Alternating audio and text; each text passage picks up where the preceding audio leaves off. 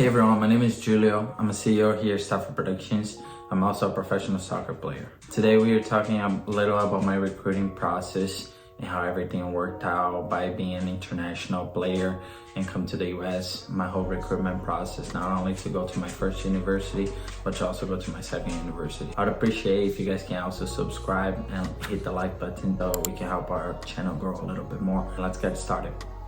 I'm from Brazil. I'm from a city called Recife. I played academy at 3 clubs in Brazil. I played for Sport Recife, I played for América de Natal, and I played for Santa Cruz FC. A couple people sent me some questions like what club level I played for. When I was U15, I played for a first division team in Brazil. I played for the academy, but the first division, so you can compare to an MLS team. Under 17, I moved clubs. I played for a club who was in the first division, but then got relegated to second division when I played there for my under 17s. And when I was playing for the under 20s, the team that I was playing for was at the second division too. But in Brazil, it's kind of different because it's a different system than the US, so it's hard to explain.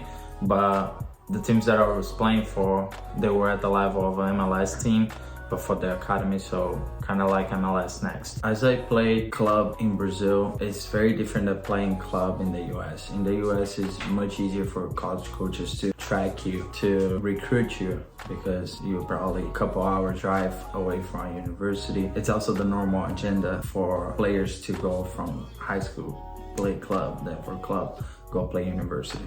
In Brazil, it was very different. After I played a couple of years at academy, it didn't seem like I would have a very successful career playing professionally in Brazil. Me and my mom, we sat down, we had a conversation, we thought about it was better to start to study, we plan on going to university. That was right before I graduated high school. We started thinking about that because I wouldn't make enough money or just having a successful career playing soccer, just being a soccer player. And back then I was playing at Santa Cruz FC, and it came up an opportunity to come play in the US for a showcase called Disney Showcase, if I'm not wrong. When I first heard about playing college soccer, it was when I first came to the US and I played in the showcase. I came in and we performed really well, and then after that I got opportunities to come to the US. I got contacted by coaches. Some other people also asked me how many offers I got. To come to the US, first I only had the offer to play for JUCO. They don't really have many offers because I didn't speak any English, so that coach kind of took a leap of faith on me. And one in particular, Barton Community College, seemed to be very interested for me. We started our conversations with the coach from Barton. Back then I didn't speak in English. I had someone to help me out to talk to him, but it was very much on Google Translator, emails, and just using the Google Translator to type those emails. But then I started to realize that he needed some documents that I had no idea what they were. I was very lucky to be able to research in the internet, even though that wasn't enough. I was able to find all the documents that were necessary to come to the US. I had to translate a lot of documents too, but everything worked out great. Luckily, I didn't need any tests to get into Barton. Back then, I didn't really need to have a TOEFL or SAT score. It was more because of my playing experience. I just wanted to mention that before I got approved to go to Barton, I had my visa denied twice. It was kind of a hard situation to get my visa approved to go play for Barton, but luckily everything worked out great. After those very successful 2 seasons at Barton, I started to look to transfer to a Division II school, NCAA and AAA school. So I started emailing coaches. Back then I already knew English. I started emailing a lot of coaches, and luckily I got responses back from a few of them. Got opportunities to play at different divisions. At my transferring from JUCO to an NCAA school, if I'm not wrong, I had about 9 offers. Some were D1, some were D2, some were in AAA schools. So I just had to see which offer would fit the best for my budget.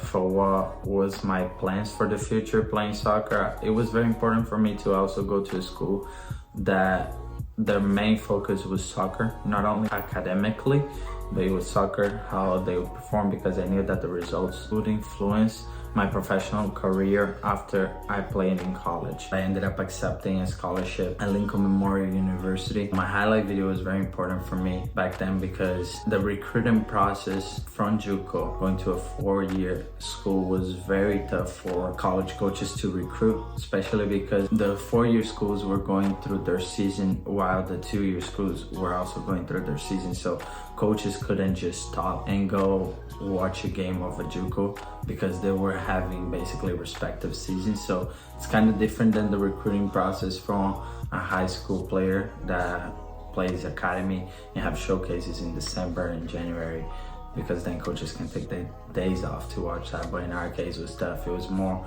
of a recruiting process by email and highlight videos. I was very lucky to be able to make highlight videos by myself. Back then, it was when I started to learn how to make highlight videos. So I started making my highlight videos, and I was very fortunate that my highlight video caught the attention of NCAA D2 school, Lincoln Memorial University in Tennessee, who gave me a really great scholarship to go play. It's kind of funny because I would say that I went through a lot of recruiting process. Through college was 2, through summer league teams it was at least 3, 4 at least. It's something that my highlight videos and my emails were very important for me to get recruited, not only my connections. I didn't really go to any ID camps. I only went to a showcase that happened in Orlando, the Disney showcase.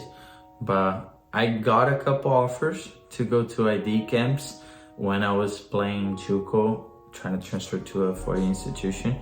However, I didn't have the resources to go to ID camps. Some people also talked about scholarship and how did I get that, how did that work. So when I first went to JUCO, I got the opportunity to only get athletic scholarship. I didn't use any tests to get into the school, so I couldn't really apply for any academic scholarship because my academic records in the US were basically starting at that school.